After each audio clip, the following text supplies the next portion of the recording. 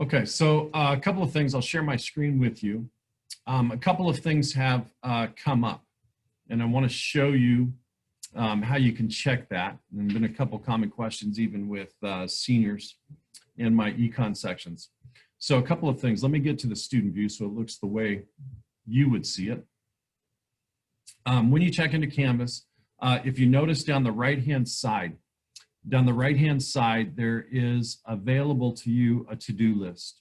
And you can see here, right, from week 1, from week 2, and from week 3, myself as a test student, what they call a test student in this learning management system, have not submitted those assignments.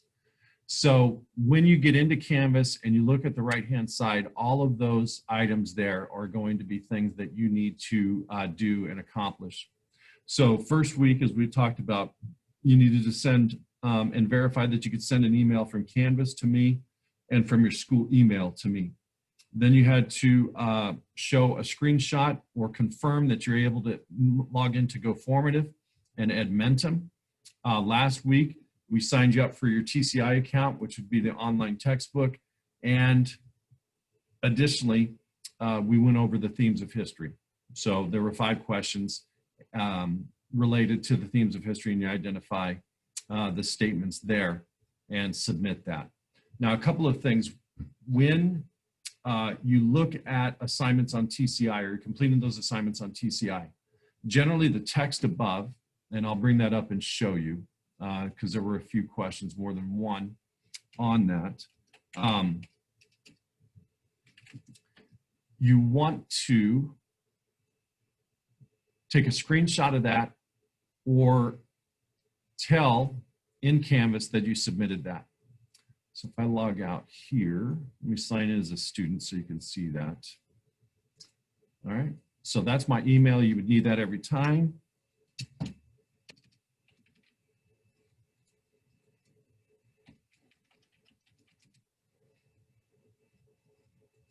So if we go to World History class, and let's just go to the themes of history since that was the last TCI assignment that we did.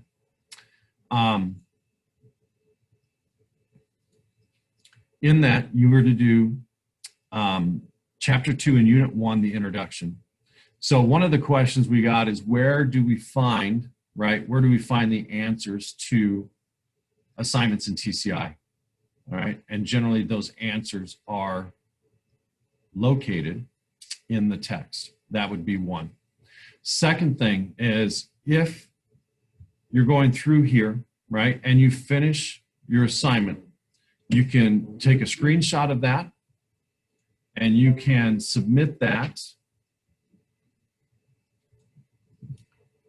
as proof that you did that. So if you wanted to go to Canvas and submit that, you could go to the location that you saved your screenshot, and my screenshots get saved in my Dropbox in the screenshot folder.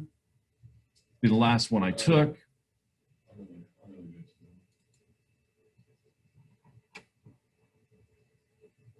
Right there. And you could submit that. If you wanted to, all right, you don't want to take a screenshot, you could copy and paste answers, or you could just say in the text box, I submitted through TCI.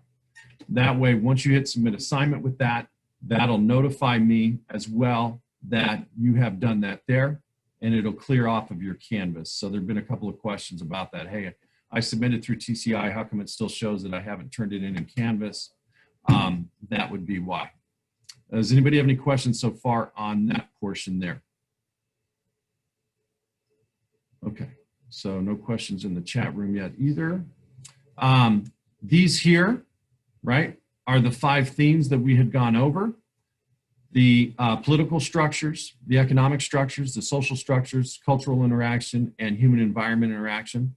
And generally the things that we study this semester and in the spring semester will fit into one of those categories. It's just a broad based thematic approach to trying to remember everything that we have today in this class.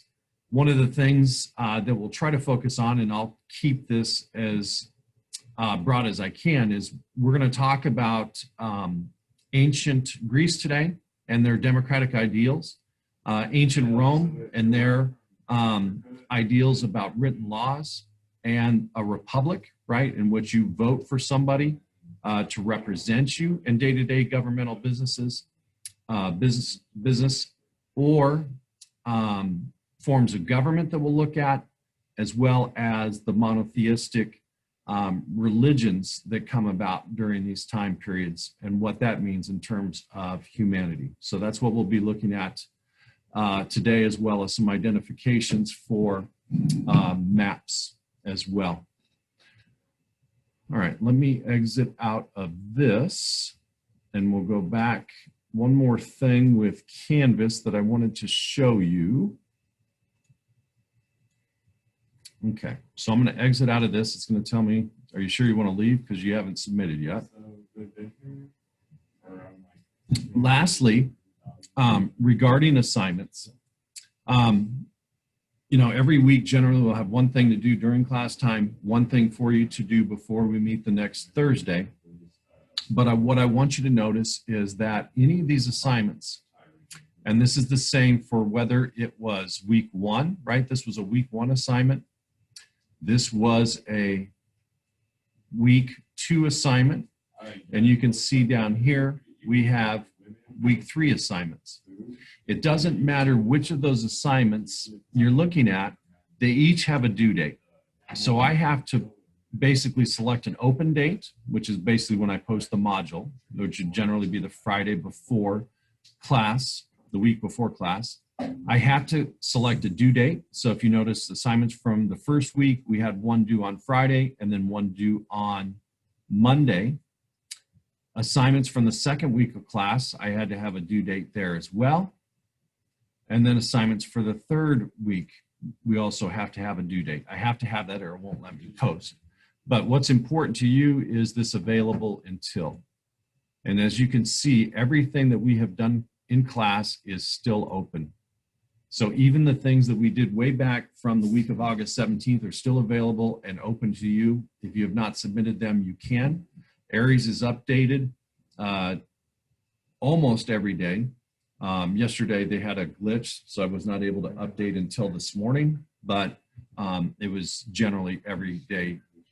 Aries is updated for you, and your Canvas grade should represent what you have there as well. So anything that you're missing is still open, available to you, and you'd want to take advantage of that. As we approach the last of the 6 weeks, you'll want to make sure that you have those in, because obviously in the 6 weeks, I do have to file a grade for you. So we'll have a hard due date of those items. And essentially when we get done with that 6-week period, you won't be able to turn anything else in for that 6 weeks. So you want to make sure that you have that done. Any questions on that? Okay. So lastly, we'll get into this week so we can get done. Notice that I put the TCI logo here, and that is available to you. When you click on that, it's going to go right to your TCI sign-in page. You can save your login information and sign in. Assignments and learning modules, as I've said, I've kept this consistent. The only negative about this is it does go in chronological order. So to get to the latest module, you do have to scroll all the way down to the bottom. But as I've done every week, what I have done is everything that you need to complete, right, will be in that module. So everything that you need to complete will be in that module. When you get to the second week, it'll tell you, right, that you need to go through in order module 1 to be able to start module 2. And then when you get to week 3, right, notice it says your prereqs here are week 1 and week 2. So I did get 1 or 2 questions about, well, how do I get that? Because it says this module is locked. I can't access this module. So remember, and I went over this last week with you, but didn't make too big of a deal about it, is when you are in a module, right? When you go to the week 2, it's going to give you an overview and all of the things that you should be able to successfully complete. Then click this next button. This next button will go through, right? Each of the assignments or presentations or notes that you need to do. You go to next, right? You go to next here. What is history? Right? Here's your themes, right? We talked about themes of history. You can click next there. And basically then we get to the assignment. So in order to successfully complete Module 2, please do the following: complete Lesson 2, Introduction and TCI over Themes of History, right? And so then you would submit that. Once you've done that, right, it'll let you go to 3. It'll let you go to 3. So that's how that is. So week 3, as I said, we're going to talk about the importance of ancient Greece and ancient Rome to our society, to our country, United States of America. Last week, right, we were able to register you for your online textbook and notebook. We'll review the 5 themes, which is what we did. We're going to talk about the importance of democratic principles from ancient Greece, talk about the importance of Republican ideals. And when we talk about Republican ideals, we're talking about the Republic form of government, not the party, from ancient Rome. There'll be a map assignment that you finish using your class time. And then we'll talk about forms of government and monotheistic religions. Now, remember, all of these notes here and all of these items here are in your Canvas account. You can access those anytime. So 5 things of history, remember we applied those to those pictures, right? In terms of political structures, social structures, economic structures, cultural interaction, and human environment interaction. All right.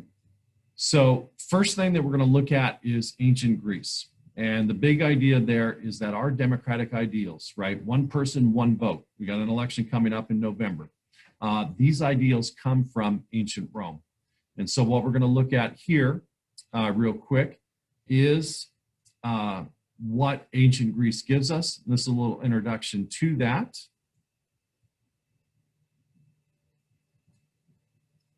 So we'll watch the first 2 minutes here. You'll get a kick out of this.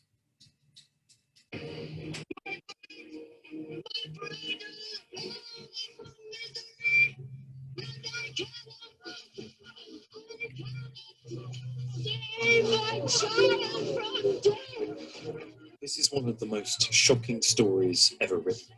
A mother, a princess, has lost her city and her husband in war. Now she has to face the news that she is to be sold into slavery and her only son killed. This film version of an ancient Greek play called Trojan Women has become a classic. The first time I saw it, I was moved to tears, and it still moves me now. It is a play about the most charged aspects of human life: love, war, sacrifice, fear, and death. And although it is set amongst the gods, myths, and peoples of ancient Greece, it is still utterly gripping today. It is one of the main reasons I study classics. An Athenian called Euripides wrote this play a little under 2,500 years ago. Back then, he was often ridiculed as an angry young man. But over time, his plays have come to symbolize the incredible sophistication of ancient Greek civilization. Civilization has influenced almost every aspect of our lives. Not just drama, but politics, language, philosophy, art, and architecture. To understand ourselves, it turns out, we need to understand the ancient Greeks. The best seat from which to do that, for my money, is in the theatre. Okay, so a couple of things, right? We're talking a couple of thousand years ago. Back in 2004, Was lucky enough to go to Greece and did make a quick stop in Turkey.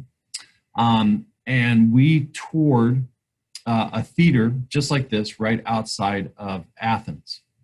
Now, the interesting thing, right, this was built a couple of thousand years ago.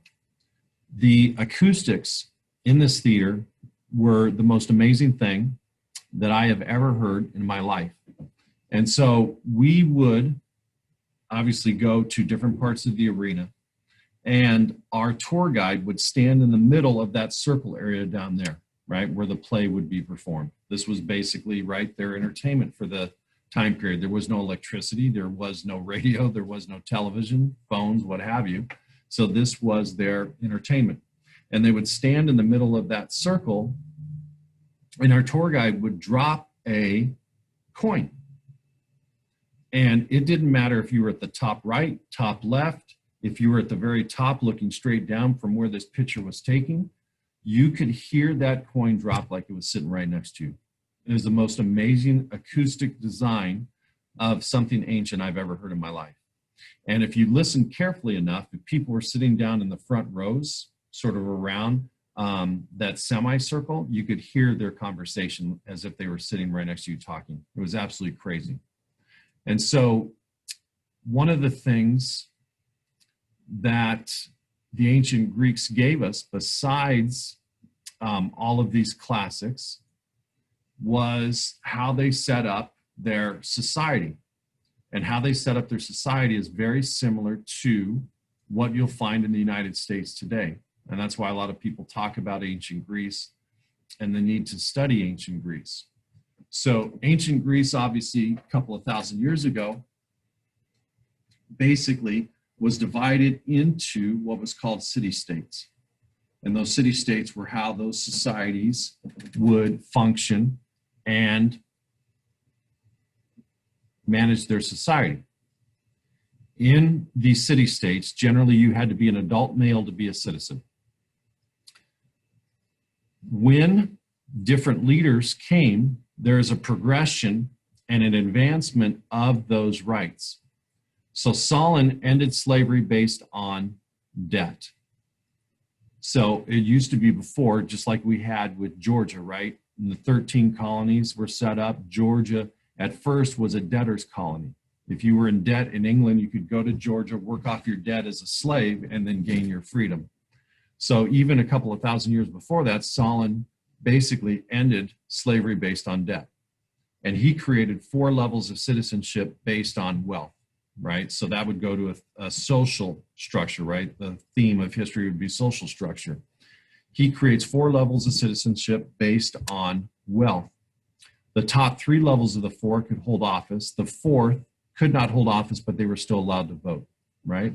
And so this, you can see the foundations of our democratic ideals in ancient Greece, right? 1 person, 1 vote.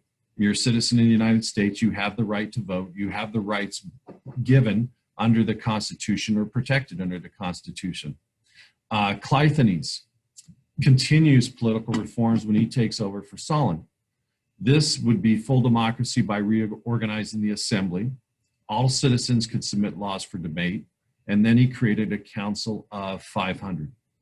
So he took it a step further and said, not only could you vote, but you could also bring about ideas for change, how society could be better.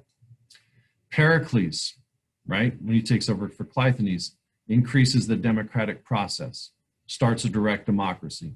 Now, direct democracy is a little bit different than what we have in the United States, but the idea is still the same. Direct democracy means that every person votes on every single proposal or law. And you could see where that would sort of bog down in a country like ours, right? Where House bills and Senate bills are worked on and passed on every day. All you would do is spend your time voting. That's why we have a republic or a representative democracy where we vote a representative to make decisions for us in our republic form of government. But still, right, in this time period, that's how Greece operated.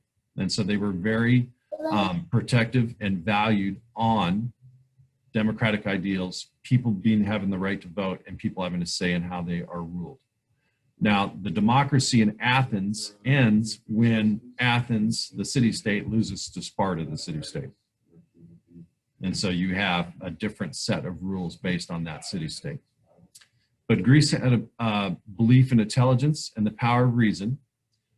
Socrates, you've heard of before, probably in English, in terms of questioning students to think. Plato writes the Republic on how society should be governed, and Aristotle writes the Politics based on human belief, knowledge, and thought. And so what we get from Greece are standards for government and human rights. The idea of democracy, people get to vote and have a say in how they are governed. Greece comes up with this idea of branches of government so that not one branch can be too long, and we have 3 branches of government, right? Our legislative branch at the federal level is the Supreme Court, or excuse me, is the Senate and the House of Representatives. Our judicial branch of government at the federal level is the Supreme Court, and the executive branch is the president and the vice president. And then also this idea of natural laws, okay? That when you are born into a society, when you are born, you have natural rights given to you by God, right? Given to you by God. If you want to watch the rest of that video, the link is there. Any questions on that so far? Okay. So in Canvas, all right, in Canvas, those notes are there for you to go and review. If you're completing your module, you would click Next. And what we'll do is we'll talk about ancient Rome. So Greece, the big idea was these democratic ideals that we get. With ancient Rome, it's that understand that some of our republic ideals come from ancient Rome, specifically the form of government in terms of a representative democracy, and also this idea of written laws. So I'm going to show you about 4 minutes of this clip and talk to you about why Rome is important.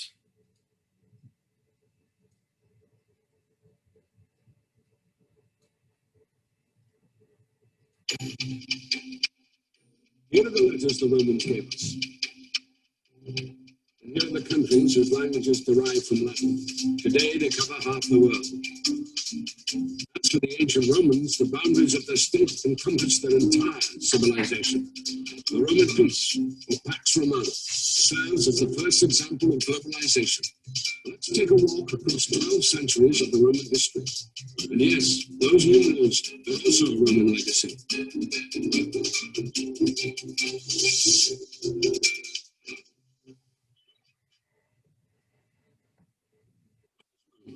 City on 7 hills, capital of Italy. But that is today. And 2,000 years ago, there it is. Another 1,000 years ago, there. A tiny tribal settlement of the Latins by the river Tiber. How did this manage to conquer the world? First, it was lucky with its neighbors. To the north, the Etruscans of modern Tuscany, a mysterious people whose language has never been fully deciphered. To the south, Greek colonies. These peoples all traded with each other. It was at the crossroads of their trade routes that Rome appeared. From the very start, Rome has been an open city, a safe haven for outcasts, murderers, runaway slaves. Rome offered migrants a unique opportunity to become fully fledged citizens. This will make Rome the largest metropolitan city of the ancient world. The Romans themselves believed they were descendants of refugees from the Middle East who had survived the Trojan War. Romulus and Remus were the great-grandchildren of the Trojan hero Aeneas. Nursed by an Italian she-wolf, the brothers quarreled over to set the future king. Romulus killed Remus, gave his name to the city, and became its first ruler. As legend has it, there were 7 kings, each of which enjoyed a lengthy reign and left some beneficial legacy. A calendar, a solar system, or the Capitolian, a temple to the senior god Jupiter. Much of what the Romans later became famous for, aqueducts, bridges, perhaps even the gladiatorial games, were born from the Etruscans. These people had invented the Latin alphabet by adapting the Greek Latin to the Roman names. It's not surprising that the last language were Etruscan. Organization while maintaining its stern patriarchal simplicity. Rome was shaken by a sex scandal. Son of King Tarquin the Proud, raped the chaste Lucretia. Tarquin was expelled, making him the last king of Rome.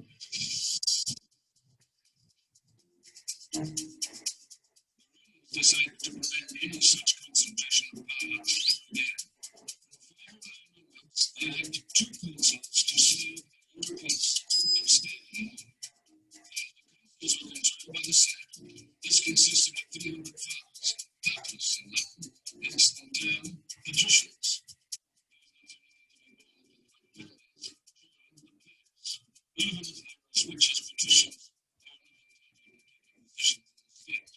it is not for these rights.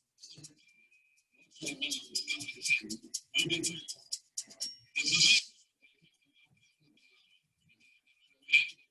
And the fledgling state evolution between each time. Special position of the British decisions of the consuls. The publication of flash numbers see the plebeians that achieve complete equality.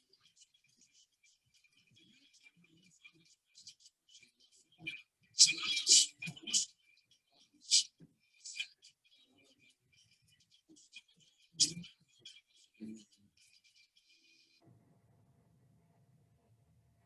Crazy, right? So you can see, and the Roman Empire and the republic that is created from that is one of the greatest in the world in terms of the amount and size of area that it controlled and covered, as well as things that we have gotten. So Rome, as he said, is first controlled by kings until about 509 BC, when a group of aristocrats overthrow a harsh king, and they basically set up a republic. And in a republic, you have a vote, but basically what you do is you vote for somebody to represent you. It's the same way that our city, right? Santa Maria is divided up into districts, and your district votes for a particular person on the city council. You elect somebody to go to the city council and make decisions in the best interest of you and your district, right? It's the same thing when we vote for somebody every 2 years in the House of Representatives at the federal level, or every 6 years when we vote for a senator to make decisions for us. That is the way that a republic is set up. You have a vote, but you vote for somebody to make the day-to-day decisions for you. And so Rome, similar to Greece, was set up based upon where your wealth was. So it was a class structure. Society and the social structures are set up. The patricians would be similar to what we have as or know as the Senate today. So this part here where they talk about patricians, this is going to be similar to our US Senate. Okay?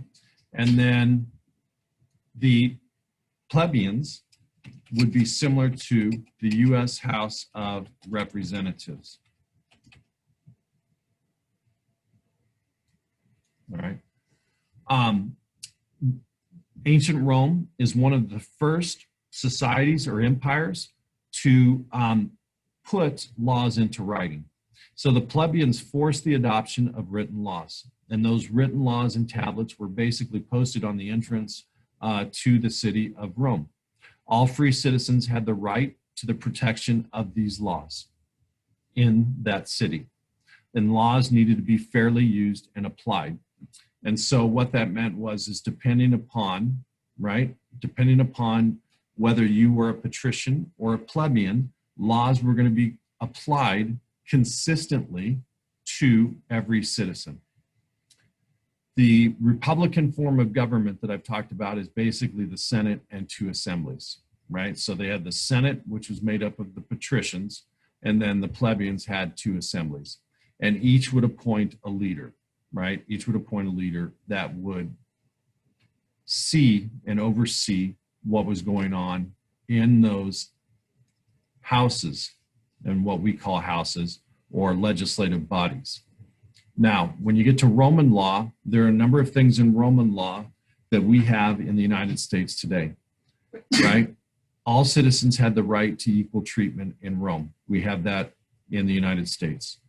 Innocent until proven guilty. We have that in the United States. The burden of proof was on the accuser, right? You were innocent until proven guilty, and you had to be found, right, guilty by evidence brought forth by the accuser. Laws must be fair and reasonable. So this idea of let's say in ancient times, right, if you were caught stealing, they would cut off your hand, right? That wasn't fair and reasonable. It would be similar to, you know, if you were caught jaywalking, they throw you in jail for 10 years. Those things, right, are not fair and reasonable. And we have that, right? We have the Eighth Amendment, cruel and unusual punishment for specific crimes or punishment for a crime you've been convicted of. And then also that laws should be written, right? So you can't be pulled over, right, driving and have a police officer accuse you of a crime that is not in the statutes. They can't make up laws as they go. And it's for the people's protection. All of these things that we have now came from ancient Rome. So Rome creates standards for republic and equal human rights that we have in this country today, right? The citizen of the state. You are a citizen of the state. You're not a subject of a ruler, right? We're going to have legal codes that are written down so that they cannot be misapplied or not applied to one group or applied to one group. And then laws need to be equally applied, right? If you are arrested on suspicion of first-degree murder, you, in essence, right, are going to be treated the same, and the process is going to be the same for somebody else that is arrested on first-degree murder. So those are the things that we get from ancient Rome, right? And you can see that is in there in your Canvas. The link to the video, if you want to watch that again, is there. Any questions on that so far? Okay. So it's been about 40 minutes. Take about 3 or 4 minutes, go stretch, get a snack, get something to drink, move around a little bit. We will come back at 10:55. So you got a little less than 4 minutes.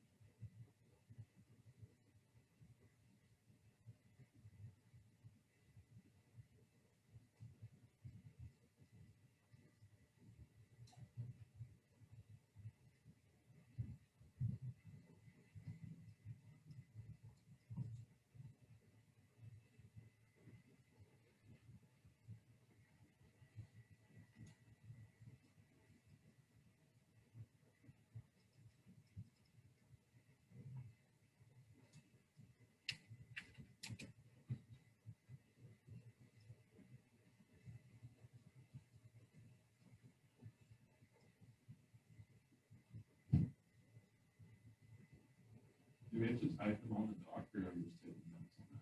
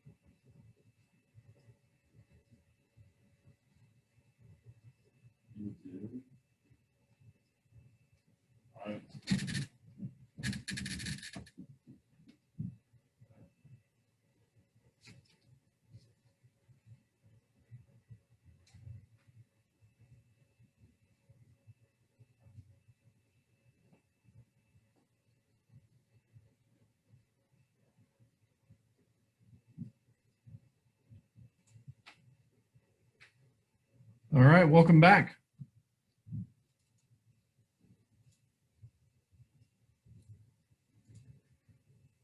Okay, so we've reviewed the 5 themes of history in which we applied to various pictures and scenarios last week. And that was your assignment that you were supposed to turn in. It's still open. We've talked a little bit about ancient Greece, right, and the importance of democratic ideals, right, the idea of democracy that our country gets from these Greek ideals. We've also talked about ancient Rome, the importance of the republic form of government, as well as written laws being applied equally to everyone.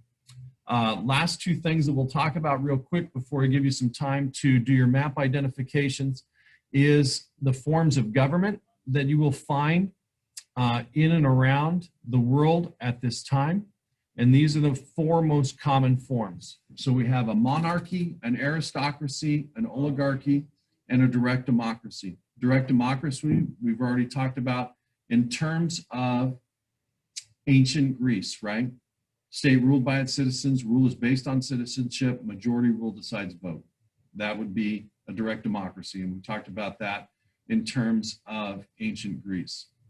An aristocracy, the state is ruled by nobility, rule is hereditary and based on family ties, social rank, and wealth. Social status and wealth support rulers' authority. That is probably most closely aligned to, right, ancient Rome in terms of the patricians, right? Wealth decides where you're at in society. A monarchy is a common form and a most popular form of rule of government that we'll find all the way into the late 1800s, early 1900s, where states ruled by a king, rule is hereditary, and some rulers claim divine right. And divine right means that they get their power and authority to rule from God. Though we see a number of instances in where monarchies are overthrown, right? The Russian Revolution, the French Revolution in the 1790s. Last form of government is probably the least common. It's an oligarchy, state ruled by a small group of citizens. Rule is based on wealth or ability. Ruling group controls the military. So you're looking at your fascist black shirts in Italy in the 1920s under Mussolini. You're looking at the Nazi rule of the brown shirts under Hitler in the 30s. Oligarchy, you could also look to probably a present day example would be North Korea. So you want to understand that there is some political structures, right, that we need to understand as we move forward. So that would be the theme that would fit there. Next, when you go through here, these are common monotheistic religions that come about during this time period. And what this does is basically elevate and sort of protect the idea of individuals. So you have a monotheistic religion is one in which we believe in one God, not a polytheistic religion where we believe in many gods. So Judaism, based on the first 5 books of the Hebrew Bible, which they called the Torah. Christians would call that the Old Testament. Jews believe in one God, focused on morality. You get your 10 commandments from that part of the Bible. Second monotheistic religion that becomes popular during this early time period that we're looking at is Christianity. These are the teachings from the New Testament, specifically the gospel, right? Matthew, Mark, Luke, and John. His followers, after his death, spread the religion throughout the Roman Empire, which, as we said before, ancient Roman Empire is one of the largest and most encompassing of all empires in the history of the world. So, and then obviously Peter is the first pope of the Catholic Church. Lastly, in around the 600s, Islam spreads in the Middle East based on the teachings of the Prophet Muhammad. They have a holy book called the Quran, right? And talks about the dignity of all human beings. They are supposed to offer charity to those in need, but then as I said, the important part of the monotheistic religions, or the rise of these monotheistic religions, is that it focuses on the individual, that the individual, each individual has worth, and that each individual is equal before God. And if you do the things in God's teachings, right, there's a place for you in the afterlife. This reinforces and strengthens the idea of democratic thinking that comes from ancient Greece, the idea of equality under the law in ancient Rome, right? And we've talked about how those things would matter to us. All right, any questions on that? Okay, so with your remaining time, if you click on this link, it will take you to a map identification assignment in Go Formative, and you'll use your last 29 minutes to identify these 18 locations. You can see that the map here is the same as the map here. You're just going to put in the identifications down below. Use the identifications just as they are typed here with capital letters and say a period for the abbreviation of Mount. So that's your second one. Second identification is Mount Olympus. That's why there is that little triangle there. The dots are city-states of ancient Greece. So you'll want to submit that today by the end of class. Use your Go Formative account to do that. Second assignment on Go Formative, this will be for the week until we meet next week, is going to be forms of government. And then lastly, right, there are 3 sections in chapter 4, sections 1, 2, and 3 over Judaism, Christianity, Islam in TCI that you want to complete.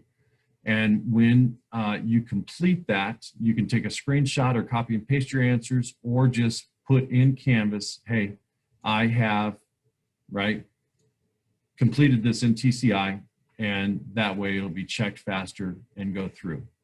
All right, so make sure that you finish the map assignment today, the identifications of ancient Greece. The other 2 assignments are due before we meet next Tuesday. Monday is a holiday, Labor Day, so you have a 3-day weekend. There'll be no office hours on Monday. You can email with any questions tomorrow. You want to make sure that the other 2 assignments are completed before we meet in class on Thursday. Thursday, we'll do an online review game together. We'll be able to do that over this Zoom meeting. I'll stay on if you have any questions, but other than that, if you're done, you can log off, and we will see you